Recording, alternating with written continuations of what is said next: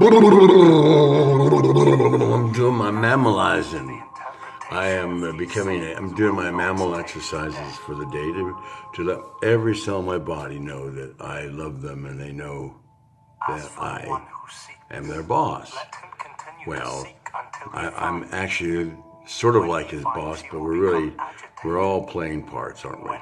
Every single one of us, God love us. So remember the part of moving your body and shaking it, because you got 58 trillion cells in your body. And out of 58 trillion cells, 100 billion die every day in every single one of us.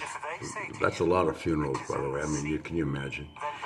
I mean, the flowers alone, I mean, it'd be a whole industry. But it's not really, they're so small, you don't really know it. And actually, it is said that the dust in the air is just really dead cells that are floating around in our atmosphere.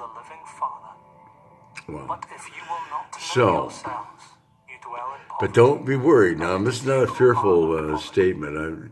You have also 100 billion waiting in line to take the place of those who just left.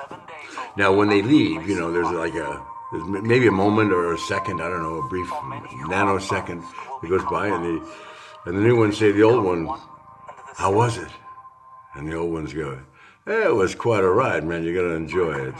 Stay to the center. Stay to the center." That's the point. And so, the body, as a piece of electrical equipment, as an imaging equipment, needs to treat itself like it is designed to be treated. We are mammals. We need to act like a mammal, to shake the body and get the electrical system and everything. Feeling so good. And then some nice stretches after that. Smile. Oh yeah. And then you get mammalized. You get mammalized. Yeah. Don't remember now to do what they say, because what they told you was wrong. You never had a teacher, never had an educator tell you about thought, your thought. And they never, absolutely never, had classes on love. The most powerful energy on the face of the earth, but it's a thought energy. That's one of the reasons why they like people to get drunk, because they make stupid decisions and then they can be put in jail. It's wonderful. Yeah. He's a drunk, throw him in jail. But they don't like you to get high. They don't like you to eat herbs. You can get absolutely stoned as high as you can, just living on a vegetarian lifestyle. And including cannabis sativa, which in the scriptures is called manna and wana. And they used to actually, the truth is that Moses, with his thousands and thousands of people, to show you how the story really was meant to be told, they say in the scripture that they were lost for 40 years, 40,000, could be like that. For 40 years they were lost in the desert, and then they were found and etc. Okay, have you ever been in the desert, like the Lucerne Valley or Mojave or something like that? Can you imagine, 100,000 people, children, garbage, families, tents, moving in the desert, and the cloud and the debris that would be there. So to think that a large group like that would be going into the desert and would be lost, no one would find them. Hello, hey, any of you Jews out there? Hello. Hey, that doesn't make sense. Think about it on any level. But they were marijuana salespeople. And the reason is because, and this is something that they didn't tell you, is that your thought machine up here, your imaging machine, when you smoke or ingest herbs, that's why it's so popular in India and with all the holy people, when you ingest that, you allow other thoughts to be able to be used inside you. And then, this is the key, It's up to you to make sure those thoughts are positive and self-affirming and loving thoughts and whole thoughts and thoughts of love. That's what you're supposed to do if you're ingesting marijuana.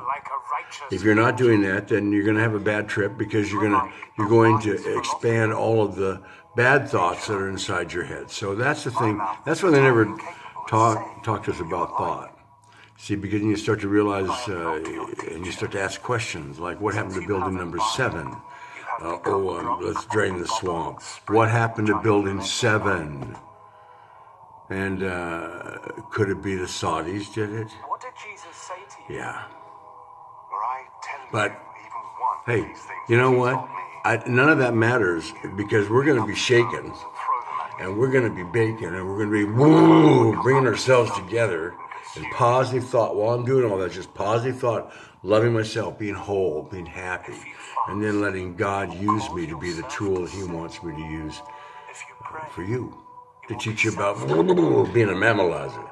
You gotta mammalize, you gotta realize, you gotta love, you gotta love, you gotta love, and shake it around, you gotta love, and move it around, you gotta love yourself.